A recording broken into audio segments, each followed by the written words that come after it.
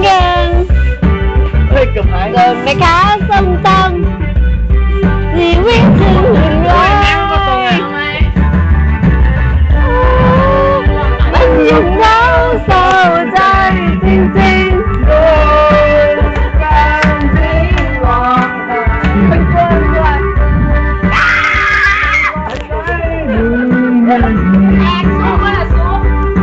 ไม่ว่าตรง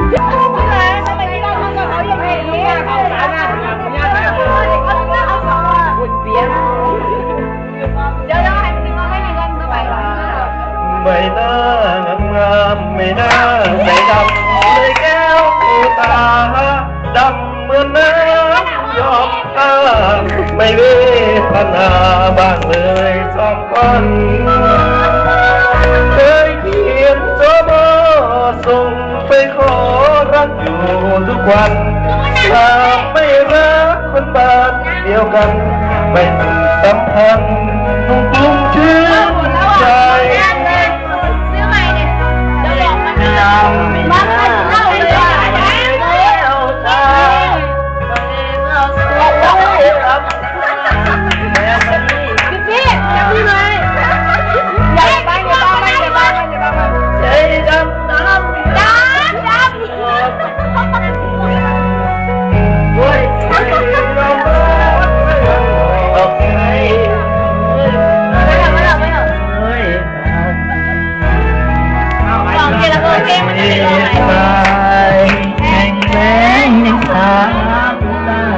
แต่ผมหา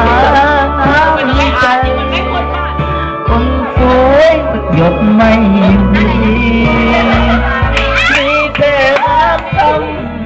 เย็นแต่ยังคงจมดีผมสุดช้ำน้ำตายทำดีไม่เคยเห็นใจคนสวยใจดำเสื่อมเกิดเสื่อมย้ำกับให้ที่จมจะเย้ยหรือผมก็ยอมผมให้ที่จากไปไหนเสือรอก็สู้คนสวยจนจะเห็นใจจะเฝ้ารักก็ไม่ไปรักคุณสุดตายคนดูด้วยใจดำ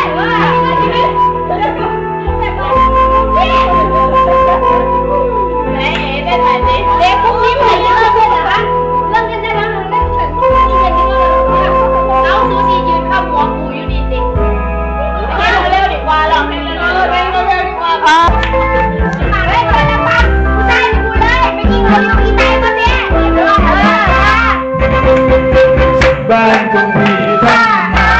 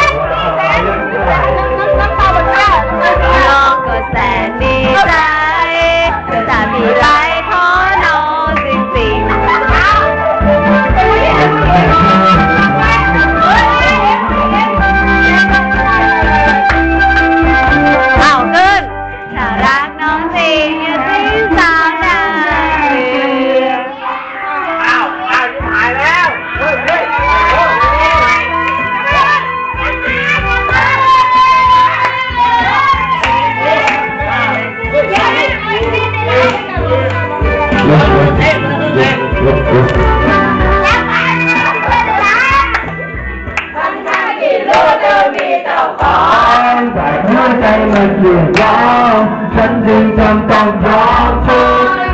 เหมือนเวรกรรมเก่าที่ตามไม่อาจหลุดพ้นไม่คิดไม่นานผู้คนที่เขาดิ้นกล่าวว่าอะไร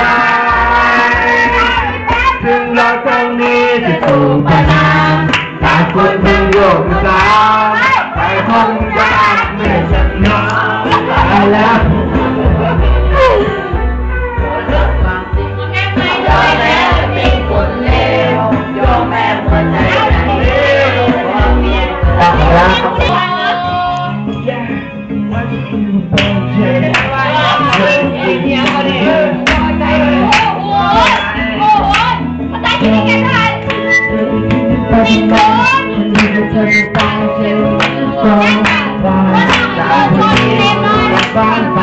ร้องไห้โอ้ตายแพ้เพลงโอ้ยอมก็ทิ้งกันไป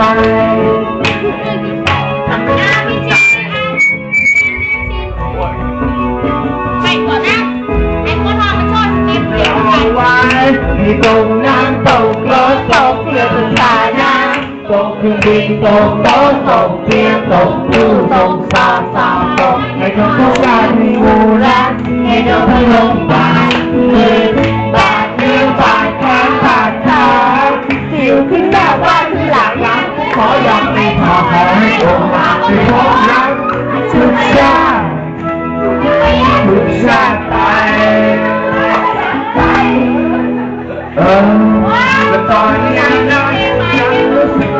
ความรู้สึกไม่ค่อยสบายเหมือนตัวอยู่เธอใช่ไหมเสียวขึ้นหน้าบ้านขึ้นหลังอย่างไม่พอยังไม่พอขอให้ใคร